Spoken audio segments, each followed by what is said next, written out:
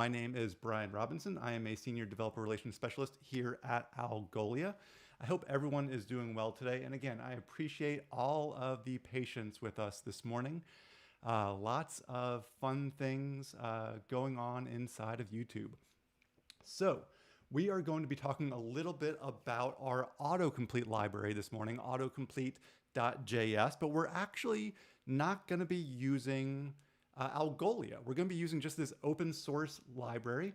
So first and foremost, I know that my colleague Chuck was in chat in the other video asking some questions. I'd be curious to know of those who have made the transition over here, who is familiar with Algolia, as well as who is familiar with Autocomplete JS, who has used either of those things, whether that is ingesting data in Algolia or using our lovely front-end framework, Instant Search JS, or this new autocomplete library.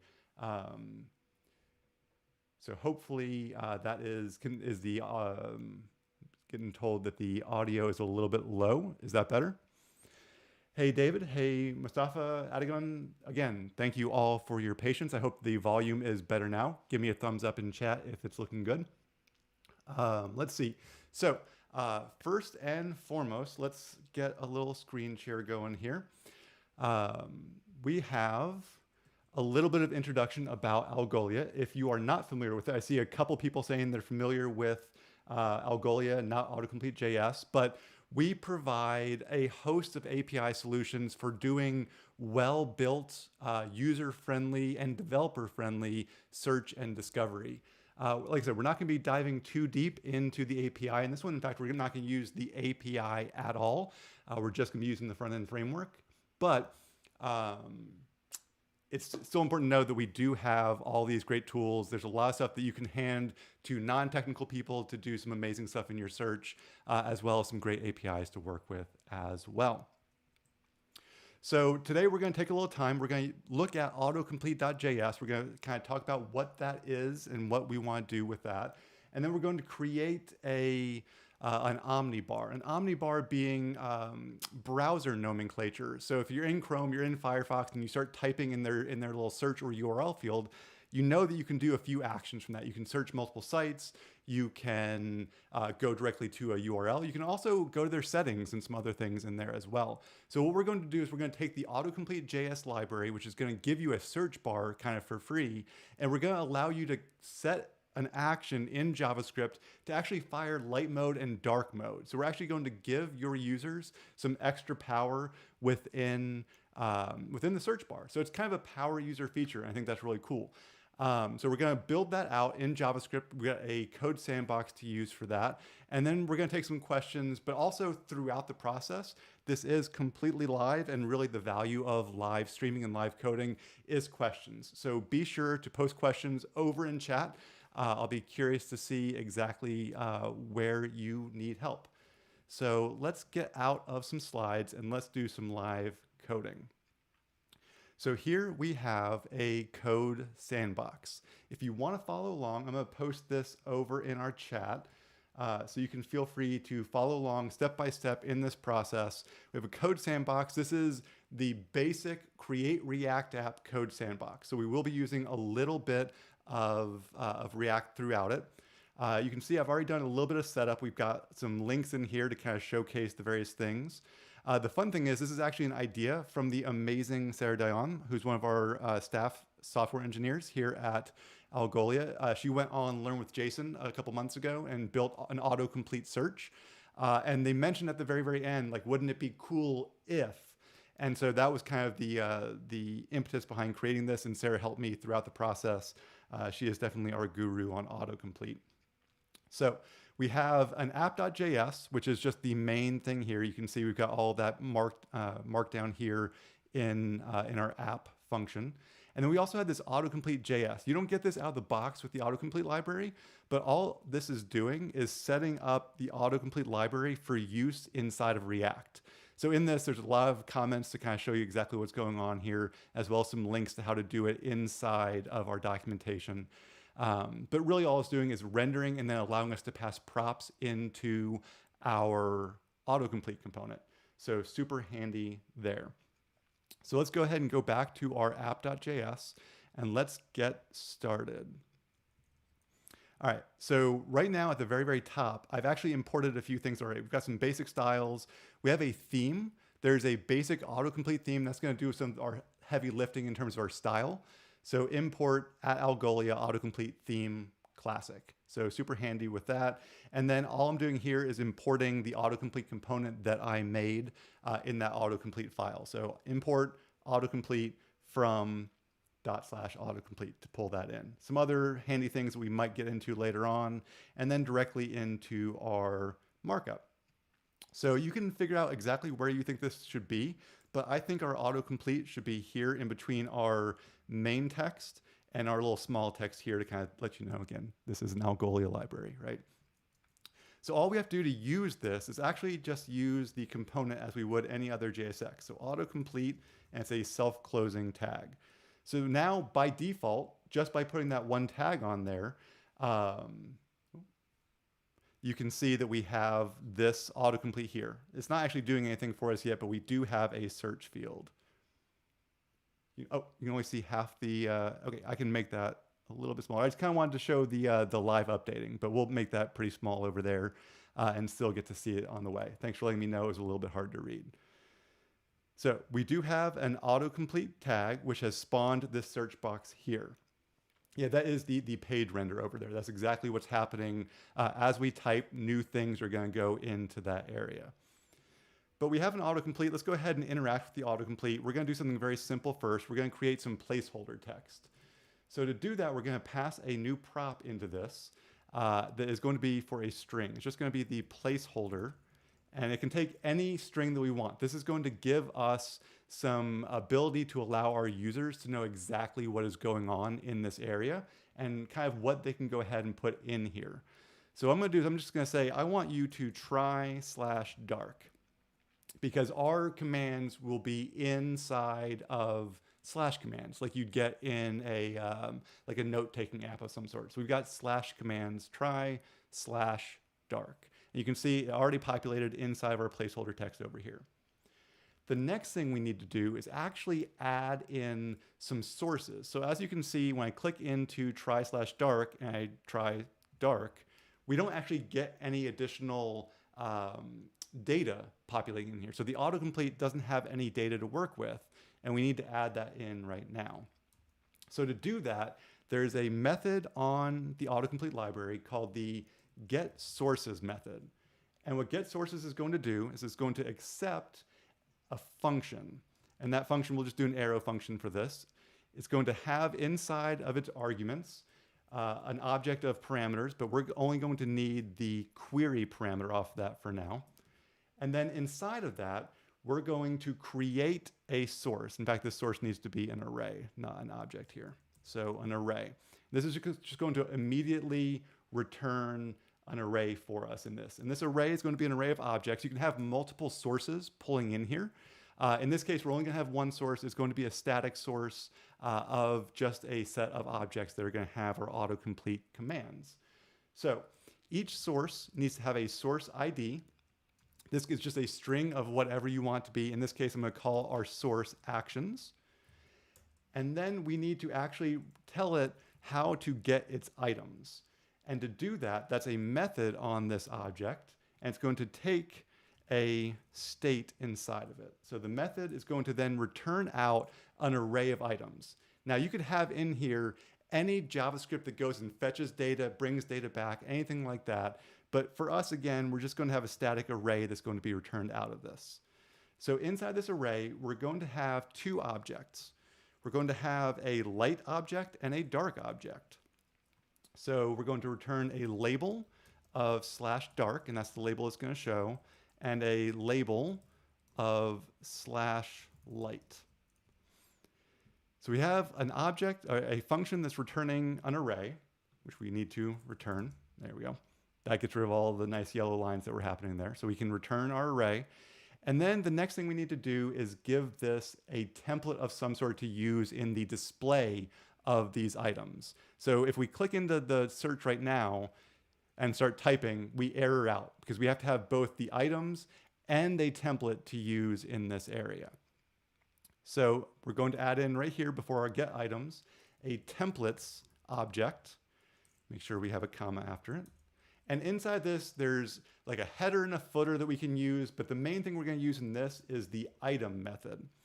The item method is going to take the item that is being passed into as a query, and then is going to return back some form of JSX component, HTML, that sort of thing. So in this case, we're just going to return a very simple H3. So we have an open H3 and a close H3. And then inside, we're going to return back some data. In this case, we want the item.label. So item.label. And then when we click in and start typing, you can see that we now have the two items that are hanging out there waiting for us to do things. Now, nothing is really working. We can select them, nothing happens. It also doesn't filter as an autocomplete as I type /dark. So we do need to fix that. One thing that's going to make our life a little bit easier is to pass one more prop into our autocomplete. So right after our placeholder, we want to tell it to, when a user focuses on the field, go ahead and open. So that can be either clicking into the field, tabbing into the field, however a user is going to focus into that, we want it to go ahead and open. So we're just going to pass a Boolean of open on focus as a prop in our component. And now when I click into it, it automatically opens and shows our two options. So the next thing that we want to take care of is to have this actually filter inside of autocomplete. Like I said, right now I type /dark, I get both /dark and /light. Not super handy. It's not actually working in the way that we need it to work yet. So in order to do that, what we can do is on the array that is returned from our getItems call, I can actually do a filter. There's a question in chat. Let me pause for a second. So these props, placeholder, get sources, open on focus, are passed to autocomplete function directly, right? Yes, that's one of the things that I glossed over at the beginning, is that our render function for autocomplete takes any additional props and passes it in as an item inside of the autocomplete method, inside the autocomplete function, to actually bring those in. So all of these things that I'm doing as props on this React component are actually tied to an item inside of the Autocomplete JS library. So open on focus is a Boolean true or false that you can add in as a property to this object as well. Just so happens doing it in React is a little bit easier in that way. Good question. So keep the questions coming. Keep me honest with all this stuff. All right, so the next thing we're going to do is create an ability for these items to be filtered. So in order to do that, we're actually going to use a JavaScript filter on this array. So it's not going to do anything to begin with. We'll have to define a few things, but all we're going to do is right after this returned array, we're going to add a .filter to it. And that filter is going to be another arrow function. Right, so we'll just put that right there. In fact, I don't need those braces. And that's going to accept each of these items. And we want to destructure the items because we actually don't care about anything other than the label in this. So we'll destructure that object into just the label. And then what we want to do is we're going to have a pattern, a regular expression pattern, that we're going to run the JavaScript test method against. And when we test it, we want to test it against our label. So we don't have a pattern. As you can see, we're getting a nice red squiggle underneath the word pattern. We're going to need to define that, and we're going to define that with a helper function. So we're going to come out of our autocomplete component. We're actually going to come all the way up to the top outside of our app, and we're going to create a helper function. So we'll call this function getQueryPattern, and it's going to accept a couple of arguments. It's going to accept the query. This is going to be what we pass into it from our autocomplete, the thing that the person is typing into the autocomplete field. And then it's also going to accept some flags. And the flags are what we're going to use inside of the regular expression. In this case, we want to be case insensitive, so we'll go ahead and default to case insensitive with those flags. So we've got getQueryPattern. And what we're going to do is we're going to establish a new regular expression pattern inside of this. So const pattern is going to be equal to a new regular expression, and this is a JavaScript regular expression. And we're going to build this out of the query. So we're going to use template literals. So we're going to have two backticks here. And then inside of this, we want to return a parentheses, and then we're going to grab the query and interpolate that and run a couple functions against it. So we're going to take the query that's passed in, and the first thing that we want to do, let's get some space to work here. We want to trim the white space. So if there's leading and trailing white space on this, a couple spaces, we want to go ahead and chop those right off. And then we're going to go ahead and have this only be lowercase. It'll help with the matching. So 2 lowercase. And then we actually want to split this. Just in case someone types in more slash commands, we want to give them the ability to find all these at the same time. So let's split this against just a space. And then we're going to map over that new split array. So we're going to have a map function here. It's going to take in the token. That's what we're getting, those 2 items or the multiple items that we're getting in that array. It's going to take the token, and then we want to return a regular expression around this. So we want this to start, so we use the caret, with that token. So again, we're interpolating in the string. And then, let's see, I think that's all we want there. So again, we start a new template literal, and then we say starting with the token, and then we're going to end that over there. And then after that, we want to rejoin all these together with a pipe. And a pipe in a regular expression is going to be an OR statement, right? So we want to match against any of these. So we'll join them all together with a string of a pipe. And then in a regular expression, in a new regular expression in JavaScript, after our first item, we actually want to also pass in the flags. So after all of this, we're going to put a comma, and we're still inside this new regular expression, and we're going to pass it the flags argument that we have up here in this function. That's just in case we want to change this on the fly later on. We won't in this, but just in case we do. So now we have a function that's going to help us find things. And we also need to return that new pattern, right? Return pattern. So now when we call this function inside of autocomplete, every time the query is updated, it will automatically create a new pattern to be matched against, a new regular expression pattern. So let's use this function down in our get sources, in our get items. So before we return our array, we want to set a new variable. Const pattern is going to equal this function.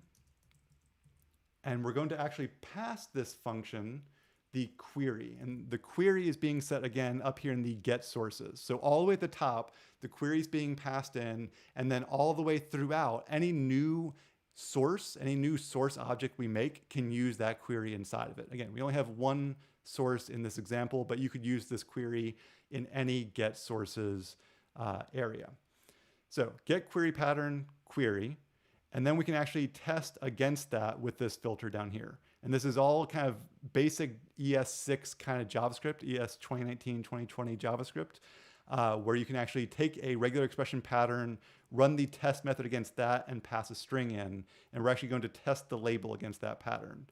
So now in theory, I type /dark, and you can see as soon as I get /d, it's automatically finding my dark object here, or my dark label. So /dark /darge doesn't actually match, but /dark does, and / matches both of those. So as we kind of go forward, if we had 10 actions and they were all / actions, we could have that be a signifier there. So my colleague Chuck's in chat. If you're using Autocomplete Js with Algolia search, get sources is also where you can add in your index as a source alongside the static array. So that's actually, there's actually a function inside of Autocomplete that's going to handle all of your batching in terms of your request inside of Algolia. So it does a whole bunch of super handy things. You also, if you're familiar with instant search, get access to components like the filtering and the highlighting and all that out of the box with an Algolia source. So you do get all of that. That's a great point from Chuck over in chat. So we have the ability to filter these. I think it'd also be handy to go ahead and, like I said, with Algolia sources, we get highlighting built in, but we can write a simple highlighting function as well. And I think that's always fun to have in here. And the highlighting function actually needs this pattern that we just created. So since we already had that, that's super handy. So let's go back outside of our app and let's create another helper function. In this case, we'll call this one highlight. And highlight's going to take two arguments. First is the text that we want to match against, and then the second is the pattern. Again, the pattern that we just made. So to actually do this, we're going to first find all of the tokens that match. So what we're going to do is we're going to create a new variable. Let me scroll down a little bit more for you. That is the tokens. So we're going to say const tokens, and this is going to actually be the text, and we're going to split that text based on the pattern. And this is, again, basic JavaScript functionality. This is not anything with autocomplete.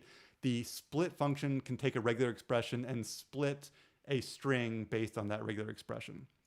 So we're going to use that same pattern that we set up before.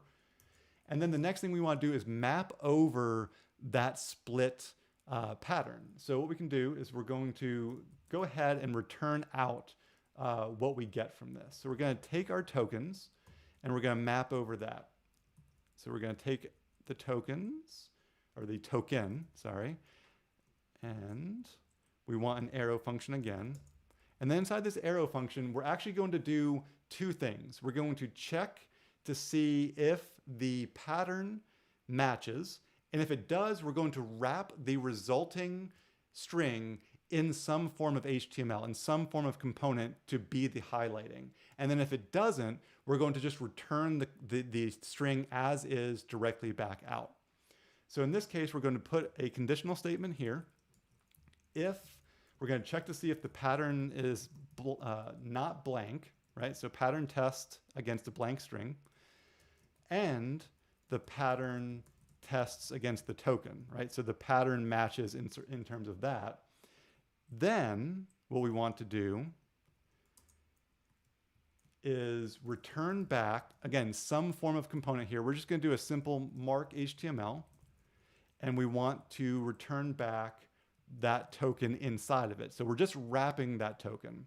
And then if it's fine, if it doesn't match that, if it's just a normal token there, we want to return that back in. So again, if it matches the string, if it matches our pattern, we're going to transform that item with some HTML. And if it doesn't, we're going to leave it as is. And we're going to return back the token out of this map. And that's going to create an array where these exist side by side. And then we need to actually use that in our autocomplete component. And to do that, we want to find all of our filter first. That filter is still very important because we don't want to run this against anything that doesn't match the filter. And then we're going to map over all of the different items that do match our filter. And we're going to transform the data inside of them to add a highlighted text field that is going to be a concatenation of these things that we just created in the highlight function. So we're going to take a map. That map is going to pass in our action. And then that is going to accept, we're actually going to return back an object. So I wrap an object in parentheses to make sure that JavaScript is going to return an object and not try to run a function here. And then all we're going to do is we're going to spread all of the action items back into it. So any data that currently exists inside of our data up here, so the label is all we have right now, but later we'll add some more things in. We're going to return that back in a flat way inside of this. And then we're going to take and create a new highlighted property, and that's going to run that function. The highlight function is going to take our actions label, action.label, and the pattern that we created in the last step, the const pattern up here. And it's going to return back into the highlighted property. Now, we're not using that highlighted property yet, so we need to actually adjust our template. So inside of our item, instead of item.label, which is forever always going to be /dark and /light, we want this to actually be the highlighted text. So this new property that we set down here in this mapping function. So now as we type /dark, you can see that it highlights with some like a little yellow highlighter there, or /light does it there as well. So we actually show the user what's being typed. I think that can be a very powerful user experience in terms of search and discovery. So we're filtering, we're highlighting to show exactly what a user is typing in. Let's actually make these do something. That's the next thing that we need to tackle. That's the main meat of what we're doing today. But the user experience should never suffer just for some cool JavaScript.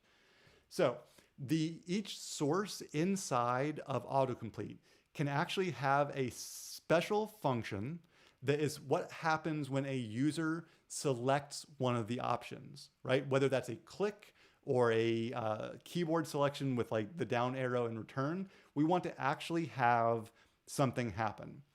So inside of our source ID actions, we're going to create a new property on this. It's going to be a new method, the onSelect method. And this is an autocomplete method. So we're going to pass in all the parameters, and then we're going to tell it what to do with this. And we're not going to forget our comma after that, because that will bite us all the time. So the thing that we're going to do first is we're going to destructure a couple items off our parameters, and then we're just going to log it out in console, just so we can kind of get a feeling for it. So we're going to take our item and there's actually a method called setQuery on our params. And we're going to say that equals params. We're destructuring the object of our params into those two items. There's other things on there that you can experiment with as well. And then we're just going to console log. Let's just take a look at all the item that we get out of that. And then we're going to use the set query to reset the query. So after you fire an action, we want to reset the state for the user. So we're going to reset the query to a blank string. Again, back to the default state of this area. I'm going to expand out this area a little bit, and let's take a look at the console. All these errors are how we've kind of been developing all along. And then when we type in here, we can type /dark and then select it. And you can see that we get the entire data structure for our /dark option inside of our sources. So you can see it's got the label of /dark, and it's got that highlighted array, which is actually, there's a starting white space, a trailing white space, and then inside of that, the mark and props and all that we created in our highlight function. We can also just do it from blank and probably get the entirety there. So yeah, that array now only has one thing, and that's /dark. So since we didn't type this time, we didn't restructure the highlighted data, and we get that as just the full /dark. So that's kind of handy to see inside of that. So we now have a global onSelect for every item inside of this set of sources. But that's not ideal, right? When somebody selects dark, we want to go to dark mode. When they select light, we want to go to light mode. So let's go ahead and go back to our code. Squish that over. David's asking in chat, yes, there's a lot of accessibility concerns that are provided directly out of the box. Keyboard usage, it's very important at Algolia that we keep everything accessible, especially since we use a lot of JavaScript in the front end. So a lot of A11y concerns out of the box inside of it. Do go take a look at all the documentation. It is very well thought out and a lot of accessibility concerns. So definitely something to keep in mind and a great thing to be thinking about. I appreciate anyone that thinks about accessibility. All right, so the next thing we need to do is we need to provide our onSelect method with a little bit more information about what we want to have happen with each of these. You could do this with just some simple data, but you can also provide a method on each of our items inside of here to fire when onSelect happens. So for both our dark and our light object here, we're going to actually create an individual onSelect method for them as well. In this case, it's not an autocomplete library onSelect. It's just the onSelect method for this one. Naming things in development isn't the easiest thing in the world. I could probably come up with a better name for this. But onSelect proves the point, right? It tells us exactly what it's going to do. So each one of these is going to have an onSelect method. Let's go ahead and have one of these for each. And again, there might be more dry ways of doing this, but this is going to get the job done in a lot of ways. So then we need to do what I consider the cheapest and easiest dark mode on the planet. It's not necessarily what you're going to be firing on a regular basis, but what we're going to do is we're going to fire a little JavaScript. We're going to take a look at the document object. We're going to run query selector, and we're going to grab the body. And then on that body, we're going to check the class list. and we're going to add or remove the dark class. So for dark mode, we're going to add dark. And then for light mode, we're going to remove dark actually. So instead of add, we're going to remove. And then we want to, actually that's all we need to do here. So let's save, kind of hoisted by my own literary device there. And now let's give this a shot. I already have some CSS in this that basically is just doing a little transformation on a few CSS properties. Again, your dark mode may be a little bit more complex than this. You can fire any JavaScript from inside this and it will work. Oop, actually there's one more thing we do have to do. My linguistic hurdles were actually right on point. So inside of our onSelect method, the global onSelect for this source, we need to tell it what to fire. So instead of firing this console log, we're going to actually tell it to look for the item.onSelect method and fire that. Oops, onSelect. So this is going to come down and the item that's being selected, in this case, dark or light, and it's going to find a method called onSelect and it's going to run that for us when a user selects it. So let's take a look. /dark, and it goes to dark mode. /light, oops, select it, and it goes to light mode. So you'll notice I actually made a mistake there, and it was completely unintentional, but it kind of focuses on the next step, which is improving the usability of this Omnibar. So I typed /light and I hit enter, because I expect if fully matched, I want it to go directly and actually have that work. So what we can do is we can have it automatically select the first item in the autocomplete dropdown by default. And we can do that with a prop on our, let me find this real fast because I can never remember the exact syntax for each of these. And I've got a cheat sheet, so I might as well use it, right? Let's see. Inside of our autocomplete, we can actually have it, give it an ID. Where are you? There it is, of the default active item ID. And what that's going to do is it's going to be for any item inside of it, there's going to be an ID of some sort. It defaults to array order on this.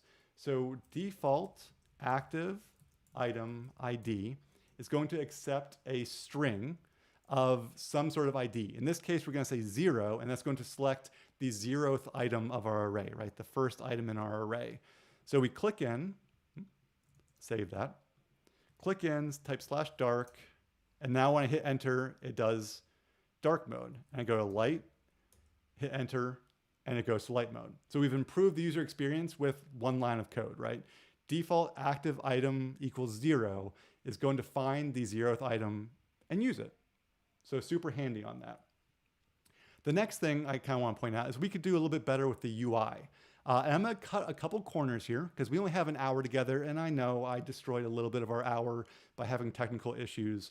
But we're going to add a little bit more of a template for each of our action items so that they look a little bit nicer, because these are just simple strings, and we can do better than this, I think. And as we said in chat, do ask any questions. This is completely live. I want to make sure that everyone's kind of getting the point of all this. And if there are any questions, we can explain in more detail a little bit better. So right now, our get items, or our items, right, our get sources has this templates object. And the templates object is going to return back whatever we put in this area here. So right now, all we have is an H3. But what if we had another React component, or just some HTML that we wanted to throw in there? We're going to make this a React component. Again, you could do this with kind of vanilla JavaScript with a JS kind of string literal here. But let's go ahead and create a new component. We're going to do it just in this file. So up here with our other helper functions, let's create a new component. It's going to be a functional component. So function action. Inside that, we're going to destructure to the hit, and that's going to be the item, right? We'd sometimes use item and hit interchangeably. And then we're going to run something against that. For the most part, all we're going to do is return back a big string of HTML. A big JSX component is really what we're doing here. And that's why I'm wrapping that in parentheses. Now, there's a lot that's going to be going on, and I'm going to copy and paste this because there's just a lot of HTML to kind of make this look real nice. But we can take a look. We have a div that's going to be our wrapper. We've got the content that's going inside of it, and that's going to have our highlighted text. You can see here, hit.highlighted. We want maybe an icon. An icon would be super handy to have here. And then we also want to do a couple other things. We can actually put a button in here and use an SVG inside of that. So now when we click in, well, we have to use it first. So Jose is asking, is there a repository or directly in the, so yeah, there's definitely, let me get the finished product and I can actually post that in stream if I've got it off to the side. Let's see. I think I have that, excuse the mess, inside of my notes. Let's see. Nope, it's just the finished product. But here is a code sandbox. We're also going to have an article written on this. There's a follow-up email that's going to be sent out to everyone who RSVP'd for this that will have the finished product and the starting point, as well as an article that walks through all this as well. So all of that is going to be bundled up for you and sent directly to you if you were on the RSVP list there. So next up, let me find my cheat sheet again. Always handy to have a cheat sheet, right? All right. Next up, I was going to showcase adding this into, so right now this isn't actually using it, right? So we need to actually use this component down here in our templates. So we have this item template that returns back still our HTML. So instead of an H3 here, we're going to return the action component we just created with the hit prop that we need inside of that. And that hit is going to be the item that is inside of this item call. And then we need to make sure we close our tag. It's a self-closing tag. Yeah, there's definitely a lot of spoilers, as Chuck said, for this session inside of that code sandbox. So we save this in, and we should be able to now see we have a little spot for an icon. Everything's a little bit tighter, which I enjoy. And then you can see there's also this little button over here that's the return icon, which I think is a handy little indicator that for a power user, I can just hit the return button and automatically get that fired off. So I think that's super handy in there as well. So let's go back to light mode. Let's do this. In chat, what is your preferred mode for a website? I, controversially speaking, am a light mode proponent. Dark mode hurts my eyes. I know a lot of people like light mode, but I enjoy dark mode.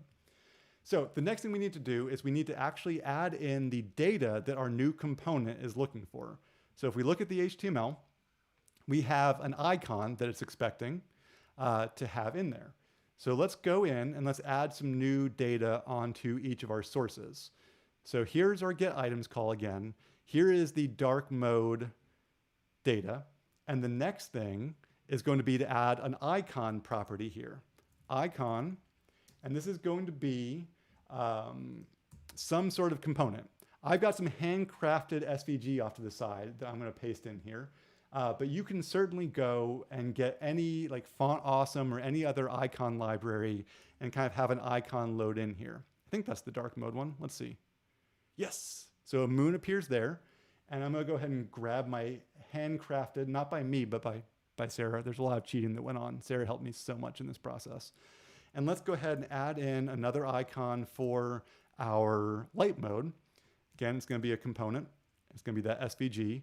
And now when we click in, we get a little sun and a little moon. So now we give that little indication for users.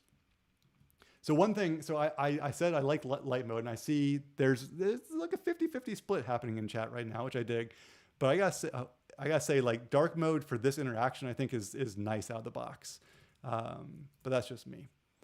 I'm team light mode, but for that interaction, I do enjoy dark a little bit. All right, so we have icons. We've got some indicators that you can use your keyboard when things are selected. The next thing that we can do is actually provide a little bit of context so that we can actually show to a user that something is enabled already. So right now, obviously, if I'm looking, I can see that light mode is currently enabled. But what if we had a flag right next to it that showcased light, like an enabled flag next to it. I think that could be a really handy user experience improvement to this. So to do that, we're going to create one more piece of data on each of these. So we're going to create an enabled property, and it's going to look at the state of our autocomplete application. So we're going to have a state, and this is out of the box within the autocomplete library. And we're going to check for dark and light inside of this. And this isn't going to work right now. We got a couple other things to do inside of this. But we're basically going to do the opposite, right? So if not state context dark, show enabled on light mode. And then obviously if we enable it, we want dark mode enabled down here. So if I save this, we should get an error or nothing. Okay. But the next thing we can do is we can actually come up into our into our component up here, and we can take a look and see if something is enabled or not. So inside of our highlighted, right next to this highlighted span, we're going to check for that enabled on our hit. So hit.enabled. So if that exists, and then we're going to go ahead and have our component come back in. We're just going to have a quick code with a class name. And these class names are all within the default theme that I provided at the very beginning, right? So at the beginning, we're importing @algolia / autocomplete-theme-classic, I believe. All these classes that are used in this little component up here are directly from that. So yeah, class name, let me grab this. Let me do a little extra cheat here, if y'all don't mind. So class name is this is actually a little note, right? Item content title note. And we want that to be enabled. So right now, by default, we got things backwards, I think. The light mode should be what's showing. So let's go back and take a look at that real fast. So yeah, we want to see if yes enabled here for dark mode, and if no enabled down here in light mode. So now when we click in, all right, so light mode's enabled, but even if we enable dark mode, we have no way of switching that enabled. So we actually need to access the context and showcase that context. So in our onSelect method, the global onSelect, first and foremost, let's find that real fast. Here it is. We have these parameters that we already have. We need to get out of that the set context method. So inside of here, what we can do, we can actually pass in our entire parameters object, and then we can destructure it in our individual onSelects. So we have our get items, and then each of these onSelects now needs to actually grab off of that the set context method, the hook there. And then after we fire dark mode or light mode, we need to then set our context. So what we can do is we can say set context, and then that's going to accept an object of items to set. So in this case, we want to set a dark to true, I think, right? Because we're setting dark mode to true here. And then we need to do the opposite on our light mode. Again, there are probably some more dry patterns that you can access here, but they kind of make this a little harder to understand. So let's go ahead and do that same thing down here. And we need to have set context in our onSelect. And that needs to be destructured. There we go. So now, if I've done my work properly and I moved a little fast on this one because we only have a few minutes left, we should see, let's go to light mode. And then we got it backwards again. So dark mode gets set to false here. I never said I was great with logic. And then true up there. There we go. So that should be what we want. Dark mode is enabled. Light mode is enabled. So we've gone through and we've added a little extra user experience in there, right? A little extra UI manipulation to make this a little bit better for our users. And now we can type /dark/light, and we have an Omnibar experience. I'm going to go ahead and stop sharing for the moment, but post any questions you have in chat. I'm going to kind of wind this down over the next few minutes, but I want to make sure that if you have any questions that we answer them. A few cool things that you could do within an experience like this would be to, if you have an application, so maybe not a marketing site or a website of some sort, but an actual web app, you could say have your users inside of your search able to change their username or something in their profile just by a slash command.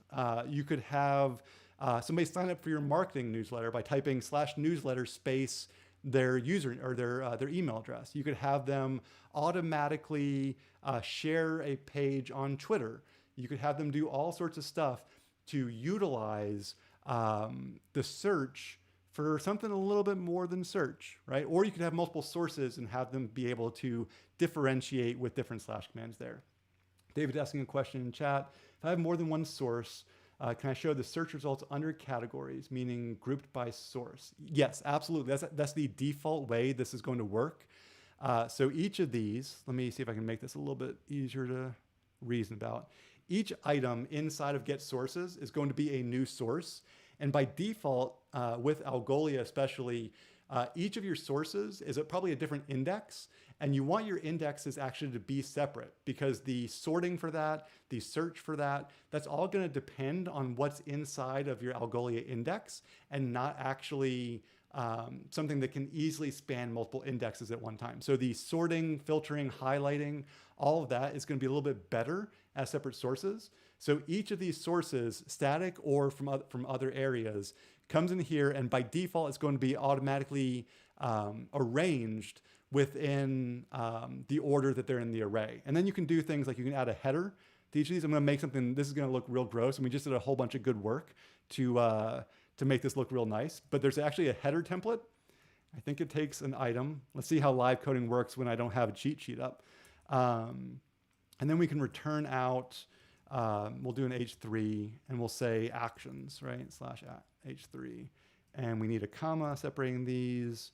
So now when I click in, we have this actions header. So you can use that header or a footer, and you can actually separate them in various ways inside of that. So you could have categories, you could have anything that you can think of that is sourced inside of autocomplete. So here we've got actions, but imagine that you've got another source that is your Algolia index. That could be blog posts, it could be products in your e-commerce, it could be all sorts of things like that, to kind of have them be sectioned out. And again, any, in this case, React component, but anything you can do in JavaScript, you can do inside one of these methods. So if I actually wanted to fire some sort of JavaScript event here and go looking for some sort of data from a third party, I could do that as well to populate what we return out of here. So yeah, you can, they are grouped by source by default, and that's because obviously the indexes potentially could have conflicting rules around them, and you wouldn't want things to get kind of messy. Like it might end up breaking some of what you get out of that. Great question though, David. Thank you so much. What other questions for the last few minutes? Because I do want to go back and kind of showcase, we got another live event happening as well coming up. Let's go into present mode so we can kind of see this nice and big and bold. So yeah, so coming up on Wednesday, September 22nd, so a couple weeks from now, at 9 a.m. Pacific, 6 p.m. CEST, and 12 p.m. where I live and where Chuck actually lives, we're going to have another live coding. This time, Chuck, who's been in chat, thank you again so much, Chuck, another one of our senior developer advocates, is going to be talking with Clement, one of our senior software engineers, about how to use our recommendation libraries to actually power emails, which should be really interesting to see. There's actually a chart that I got to see, like a flow graphic for that, which should be a really good live coding session. I'm sure you'll see me in chat for that. But that's coming up September 22nd. We'll have links to that also in the email. So be sure when you get the email follow-up, again, if you RSVP'd, to check that out. I'd also say be sure to follow Algolia on Twitter, as well as here on YouTube, because they'll go live on YouTube, even if we have them live in other places as well. So subscribe on YouTube. Be sure to follow us on Twitter for all the updates, because Chuck and I are going to be doing more and more of these kinds of sessions as we go forward. So definitely follow those areas as well. Barring any other questions, I think we can go ahead and start winding this down. So I hope everyone has learned something. I hope that you can take this. And again, we'll provide the link in that email to play around with this, as well as to get get started and do some more work around this. I think there's a lot of cool things you can do with the autocomplete library that aren't just search. Search is super powerful. A lot of great methods in autocomplete for search with Algolia, including some really awesome batching techniques that happen in there so that you don't have to worry about batching. And also, yeah, Chuck mentioned in chat, let us know here, in comments, on Twitter, wherever, types of content you want to see, types of things that we can live code with you to kind of showcase what you can do with Algolia inside or outside of an index, right? Inside or outside the search box. Let us know. So I don't see any other questions. So I appreciate the time that y'all spent with me today. And I think we're going to be doing a lot more cool stuff with you in the future. So do stay tuned.